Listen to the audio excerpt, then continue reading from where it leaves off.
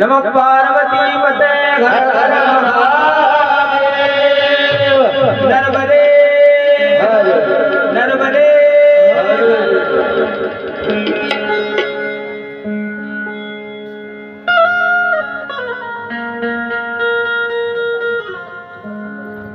मुक्त कैवल्य तेजोनिधी भगवान श्री ज्ञानोबा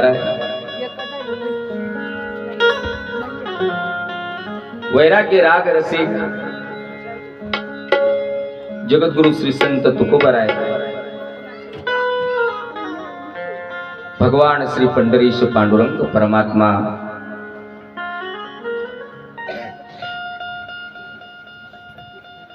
आदिमाया आदिशक्ती जगज्जननी शिवकन्या दक्षिण वाहिनी श्री नर्मदा मैयाच्या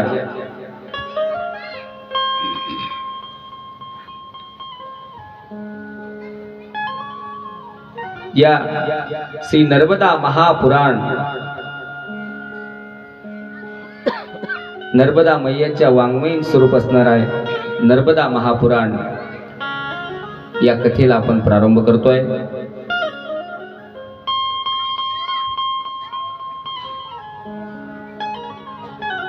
तर मायबाप हो,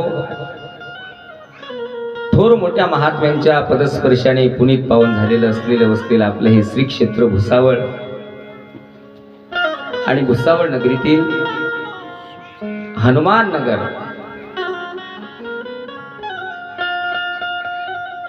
आणि हनुमान नगरातील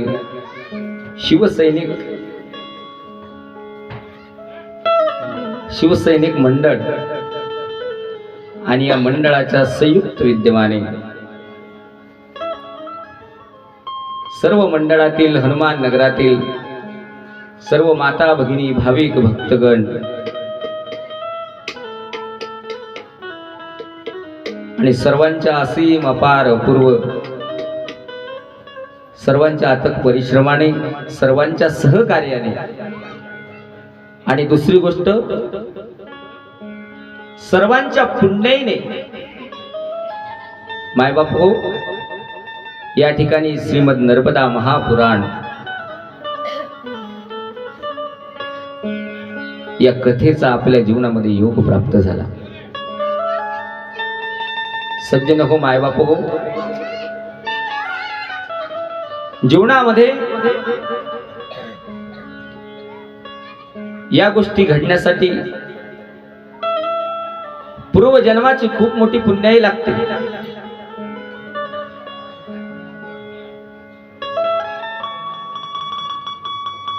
मायबाप हो, कथेला उपस्थित समस्त माता भगिनी समस्त पुरुष वर्ग तरुण बाल वृद्ध सर्वांच्या चरणी मी आधी साष्टांग प्रणाम करतो, सर्वांना अभिवादन करतो।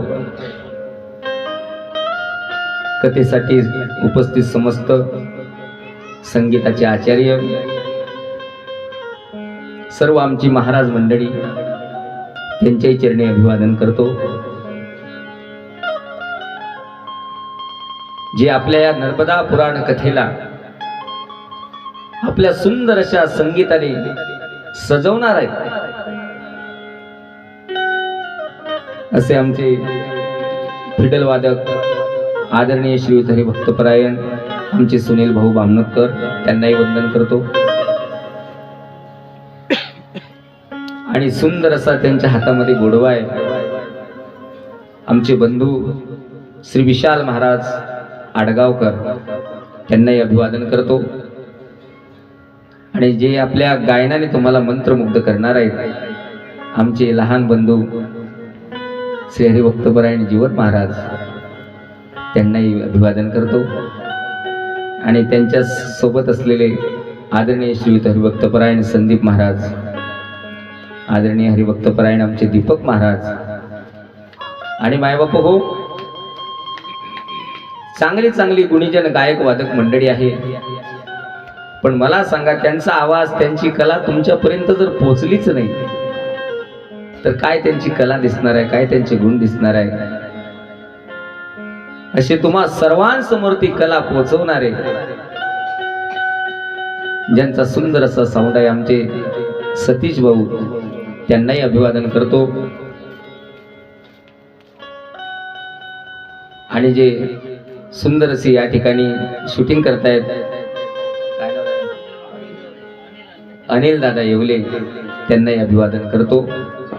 मायबाप हो, सुंदर असा हा योग आहे. कारण ज्या वेळेला मला कार्यकर्त्यांचा फोन आला, आमच्या गोटूदादांचा फोन आला, आमच्या सतीश भाऊंचा फोन आला, म्हटले महाराज आपल्याला एक नवीन उपक्रम करायचा. म्हटलं काय? म्हटली नर्मदा पुराण कथा करायची आहे. म्हटलं महाराज काही हरकत नाही, अजून वेळ भरपूर आहे, म्हटलं करून टाकू. पण म्हटले 2 टाइम 2 सत्र. म्हटलं बघा 2 सत्र कटा म्हटलं म्हणजे श्रोत्यांनाही जड जातं आणि वक्त्यालाही जड जातं, म्हणून काहीतरी दुसरं करू आपण. म्हटलं पारायण करू मधल्या वेळेत. तर मायबाप हो, म्हटलं ज्ञानेश्वरी पारायण करा, गुरुचरित्राचं पारायण करा, काहीतरी करा.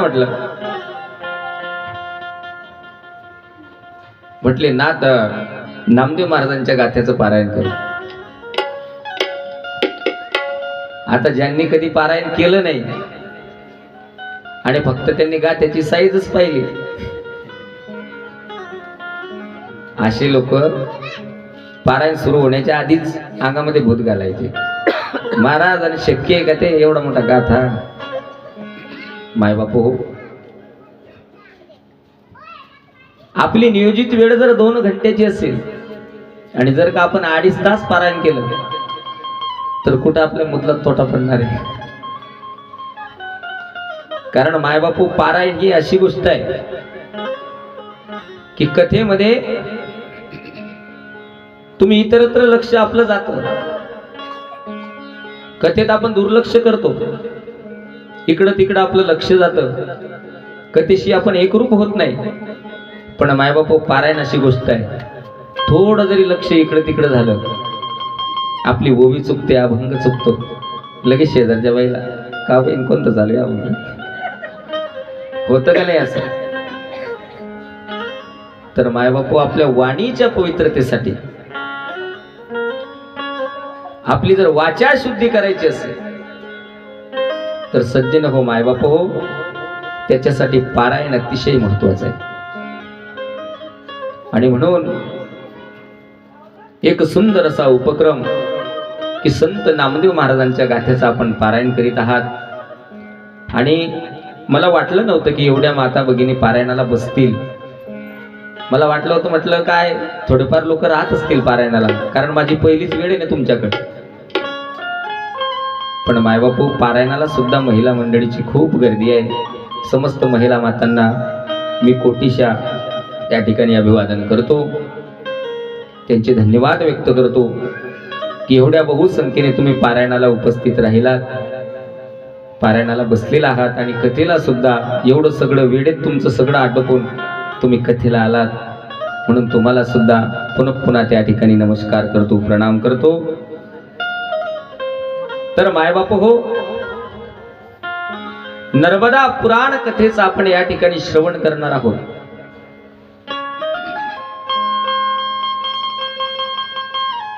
तर मायबाप ही जी कथा आहे, जगदीश्वरी परमेश्वरी शिवकन्या परममाता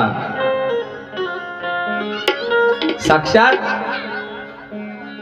भगवान शंकराचं स्वरूप असणारी नर्मदा मैया आणि त्या नर्मदा मैयाच्या दिव्य अशा पुराणाचा आपण या ठिकाणी श्रवण करणार आहोत.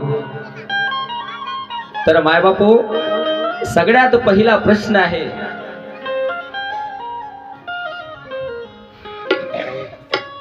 की ही नर्मदा पुराणाची कथा मायबापू कुणालाही प्राप्त होत नाही, कुणालाही या कथेचा लाभ प्राप्त होत नाही. अनेक लोकांच्या मनामध्ये विचार येतात, तुमच्या मनात विचार येतो, माझ्या मनात विचार येतो की चला आपल्या ग्रामामध्ये आपल्या नगरामध्ये नर्मदा मैयाची कथा आजपासून सुरुवात होते. चर्चा करणारे भरपूर असतात, हँडवेल पाहतात, पत्रिका पाहतात, पण मायबापू इथं येऊन ती कथा श्रवण करण्याचं भाग्य हे त्यालाच प्राप्त होतं. कुणाला? की ज्याला स्वतः नर्मदा मैया या ठिकाणी बोलवेल त्यालाच ते भाग्य प्राप्त होईल. सपना तो हर कोई सजाता है, लेकिन हर किसी का सपना पूरा नहीं होता. इस कथा मंडप में, इस धर्म मंडप में वही आता है जिन्हें खुद मां नर्मदा बुलाती है.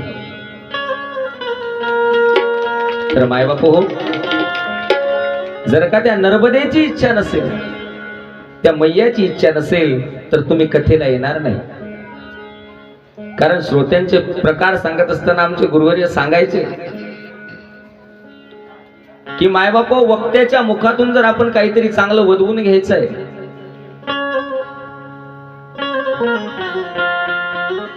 तर हे फक्त श्रोतेच करू शकतात. कथेला आल्यानंतर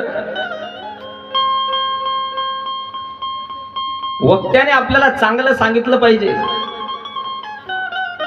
त्या वक्त्याकडून आपण चांगलं वदवून घेतलं पाहिजे. तर मायबापू याला जबाबदार स्वतः श्रोते असतात. तर सर्वांगाचे कान करून जर आपण कथा ऐकली, नाहीतर फक्त आपण टाइमपास म्हणून जर कथेमध्ये आलो, तर मायबापू हो, तो वक्ता काय सांगणार आहे? काही काही लोक फक्त टाइमपास म्हणून कथेमध्ये येतात. 3 प्रकारचे श्रोते असतात. काही काही फक्त झोपायला येतात. चला बा, घरी काही 3 घंटे झोप लागत नाही, लवकर झोप लागत नाही, चला कथेत गेलं तर तेवढाच टाइमपास होतो. एका ठिकाणी कथा होती. एक मावशी माझ्याजवळ आली कथा आटोपल्यानंतर, महाराज वा वा वा, खूप छान कथा करता म्हटले. म्हटलं मावशी, असं माझ्या कथेतलं तुम्हाला काय आवडलं? काय आवडलं सांगा तर कर. म्हटली महाराज, घरी 2-2 झोपेच्या गोळ्या घेते पण झोप लागत नाही हो. कथेत येऊन बसलो म्हणजे 3 घंटे आरामशीर झोप लागते म्हटलं. याला म्हणतात स्वतः की तो फक्त झोपायला येतो. दुसरा आहे सरोता. सरोता कसा असतो? तो सरोता मंडपात येत नाही. 10-20 पावलावरती मंडप असतो तसा बसतो. म्हणजे पुढे बी खाता आली पाहिजे, थुकताही आलं पाहिजे, आणि कंटाळा आला तर उठून जाताही आलं पाहिजे.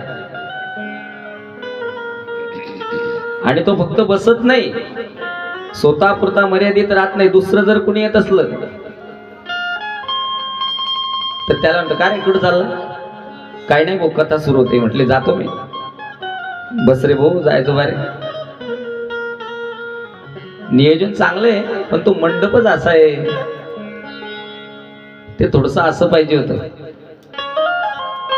मंडपही चांगला आहे, पण मग ते काय, ते महाराज मंडळी, ते गुणीजन मंडळी दरवर्षीचे जे महाराष्ट्र दिसायला चांगला दिसतो म्हणे, पण बोंब पाडीन तेव्हा खरं. याला म्हणतात सरोता. फक्त ते किवऱ्या काढायचं काम करतात. आता पारायणाला लोक बसले तर तिथे स्वतः येणार नाही. अहो, ज्यांच्या पुढे माईक असतो म्हणे तेच पारायण करतात. हे बाकीचे नुसते बोट फिरवतात. अरे ते निदान बोट तरी फिरवता. तू इथं मंडपात येतो तरी का?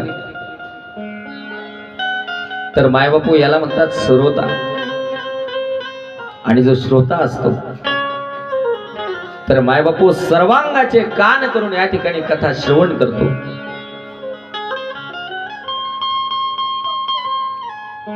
की अगदी विश्वासपूर्ण अंतकरणाने कथा श्रवण करतो. आदिमाया आदिशक्ती जगजननी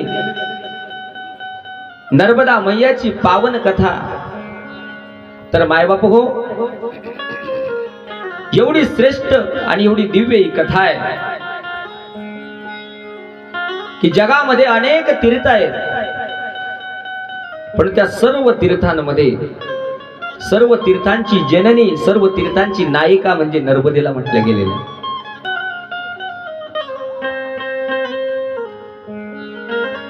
की आपल्याला माहिती आहे सरस्वती नदी. तर मायबापो, सरस्वती नदीमध्ये 3 दिवस स्नान केल्यानंतर आपल्याला जे पुण्य मिळतं,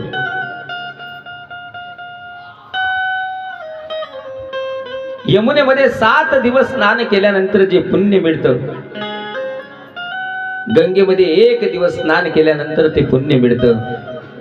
पण मायबाप हो, या नर्मदेचं फक्त आपण दर्शन घेतलं तरी सुद्धा आपल्या जन्म केलेल्या पापाचं त्या ठिकाणी क्षालन होतं.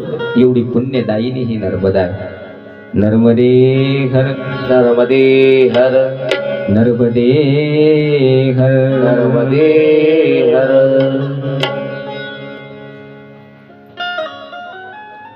आणि म्हणून मायबाप हो, आपल्या सर्वांच्या भाग्याने या ठिकाणी हा योग आपल्या जीवनामध्ये घडून आला. आणि माझ्याही जीवनामध्ये तो योग घडून आला की मी तुम्हा मायबापांना या ठिकाणी या नर्मदा मैयाच्या पुराणाचं माझ्या मतीप्रमाणे तुम्हाला सांगण्याचा प्रयत्न करेल. कारण मायबापो, भाग्याशिवाय या गोष्टी प्राप्त होत नाही. आणि म्हणून कथेच्या प्रारंभी सर्वांना मी एकच विनंती करेल की मायबाप हो, त्या नर्मदा मैयावरती विश्वास ठेवून आपण ही कथा श्रवण करा. कारण विश्वास जर नसेल तर जीवनामध्ये काहीच उपयोग नाही. तुम्ही म्हणाल महाराज विश्वास कसा? कारण मायबाप हो, प्रपंच असेल, परमार्थ असेल, प्रपंचामध्ये सुद्धा विश्वास महत्वाचा आहे आणि परमार्थामध्ये सुद्धा विश्वास महत्वाचा आहे. आता तुम्ही या ठिकाणी आलात, आपल्याकडे बऱ्याच ठिकाणी कथा होतात. मी सुरुवातीलाच हे का सांगतोय, बऱ्याच कथा होतात, पण नर्मदा पुराणाच्या कथा कमी होतात. का होतात? अगदी क्वचित ठिकाणी. पण मायबापू, मी तर असं म्हणेल की नर्मदा पुराणांच्या कथा आपल्या महाराष्ट्रातच नाही तर पूर्ण देशात नर्मदा पुराण कथा होतात. आपल्या देशातच नाही तर विदेशात सुद्धा त्या नर्मदा पुराणाच्या कथा होतात. तुम्ही म्हणाल महाराज कसं काय? आम्ही तर काही ऐकले नाही. तर सांगतो तुम्हाला. नर्मदा पुराण म्हणजे हा ग्रंथ कुठला आहे हो? 18 पुराणांपैकी आहे का? तर सज्जनांनो, 18 पुराणांपैकी हा ग्रंथ नाही. तर हे पुराण म्हणजे उपपुराण आहे की 18 पुराणांमध्ये सर्वात मोठं एक पुराण आहे आणि ते म्हणजे स्कंद पुराण आहे. तर मायबाप हो, त्या स्कंद पुराणातील रेवाखंड, तर त्या रेवाखंडाचं हे जे पुराण बनलं ते म्हणजे नर्मदा पुराण. बोली नर्मदा मैया की जय. आणि मग आता मला सांगा, नर्मदा पुराणाची कथा होत नाही असं बरेच लोक बऱ्याच माना हल्ल्या. पण मायबापू, तुम्हाला सांगतो, मोठं शहर असेल, गाव असेल, खेड असेल, तर प्रत्येक गावात, प्रत्येक घरात नर्मदा पुराणाची कथा होते. तुम्ही म्हणाल महाराज कसं काय? अरे मला सांगा, बऱ्याच ठिकाणी सत्यनारायण होतो का नाही? तुमच्याकडे होतो का सत्यनारायण? लोक वागायला असत्य असतील पण सत्यनारायण निश्चित करतात. मुलगा कसाही असो, त्याचं लग्न झालं म्हणजे आधी सत्यनारायण. मग तो जीवनभर सत्य का वागे ना? पण सत्यनारायण. तर मायबापू सत्यनारायण व्रत कथा जी आहे ती या नर्मदा पुराणाच्या शेवटच्या 5 अध्यायांमध्ये आलेली आहे. मग आता मला सांगा, नर्मदा महापुराण घराघरामध्ये होत नाही का? तर मायबापू प्रत्येक घरात नर्मदा पुराण कथा होते. म्हणजेच काय, गावागावातील प्रत्येक ब्राह्मण हा नर्मदा पुराण कथेचा प्रवक्ता आहे. तुमच्या समोर फक्त विशाल महाराज बसलेले आहे म्हणजे विशाल महाराज नर्मदा पुराण कथा करता, बाकीचे करत नाही असं त्याचा अर्थ नाही. तर मायबाबू प्रत्येक ब्राह्मण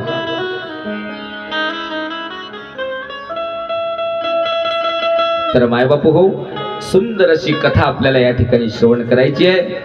आणि म्हणून आपल्या वाणीच्या पवित्रतेसाठी सर्वांनी हाताने टाळी आणि मुखाने त्या नर्मदा मैयाचं चिंतन करायचं आहे.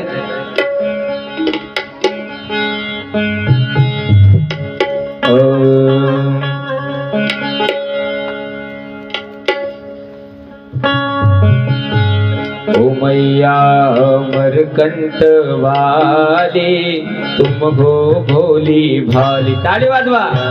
अमरकंठ वाली तुम हो भोली भाली. मैया अमरकंठ वाली तुम हो भोली भाली. अमरकंठ वाली तुम हो भोली भाली. तेरे गुण गाते गए साधु माँ, तेरे गुण गाते गए साधु बजा बजा ताली. तेरे गुण गाते गए साधु बजा बजा ताली. अमरकंठ वाली तुम हो भोली भाली. मैया अमरकंठ वाली तुम हो भोली भाली. ताळे वाजवा.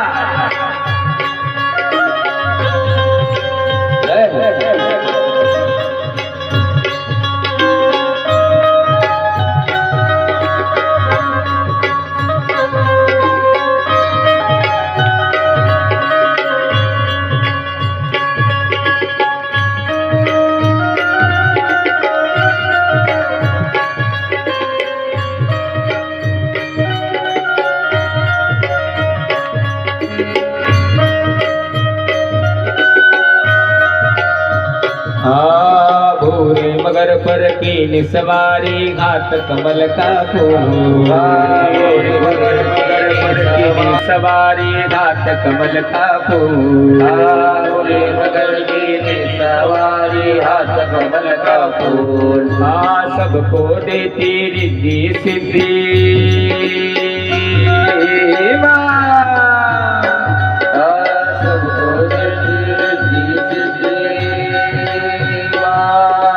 सबको देती रिद्धि सिद्धि गम गई तू.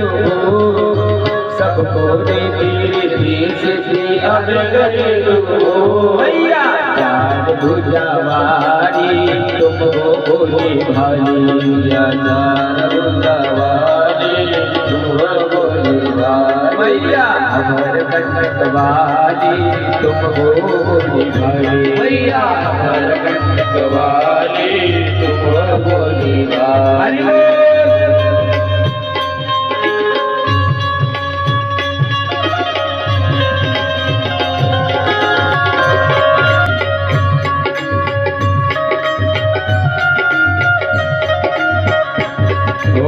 नहीं हमारा कुटुंब कबीला नहीं मातोरता.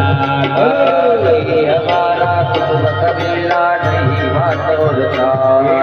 नहीं हमारा कुटुंब कबीला नहीं मातोरता. नहीं हमारा कुटुंब कबीला नहीं मातोरता. हम तो आए शरण तुम्हारे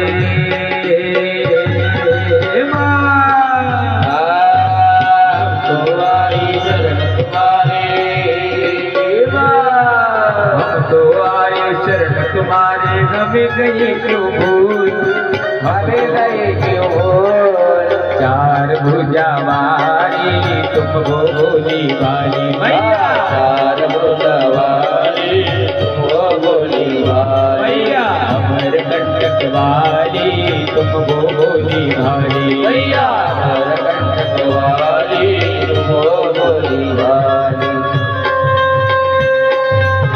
महादेवाच्या जय.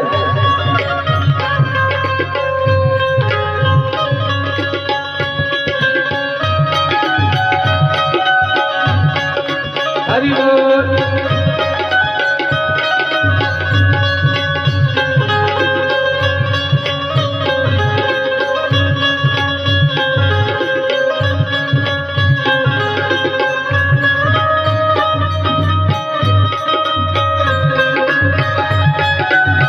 जय.